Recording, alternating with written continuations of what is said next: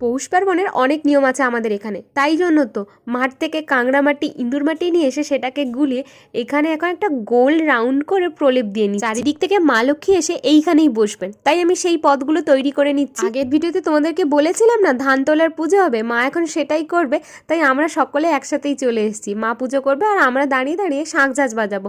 ও জানো, মা তোমাদের বলতে বলেছিল এটাকে নাকি ক্ষেত মারানোও বলে। একই পুজো কিন্তু জায়গা বিশেষে কত ভিন্ন ভিন্ন নাম। এই গোস্তিনটাকে এক টান দিয়ে মা তুলে নিয়ে এটাকে এখন বাড়ির মন্দিরে গিয়ে রাখবে। আর সন্ধ্যায় যখন পুজো হবে তখন পুজোর সময় এই ধানটাকেই দিতে হবে। নতুন ধান বাড়িতে যাচ্ছে মানে মা লক্ষ্মীও আমাদের বাড়িতে আসছে। ওই যে ইঁদুর মাটি কাঁকড়া মাটি দিয়ে যে রাস্তাটা বানালাম, সেই রাস্তা ধরেই এখন মায়ের পদচিহ্ন করছি, কারণ এই রাস্তা ধরেই মা কিন্তু বাড়ির ভেতরেই আসবেন। এই রিলেটেড লং ভিডিও দিয়ে দিলাম, তোমরা অবশ্যই সেটা চেক করে নিও।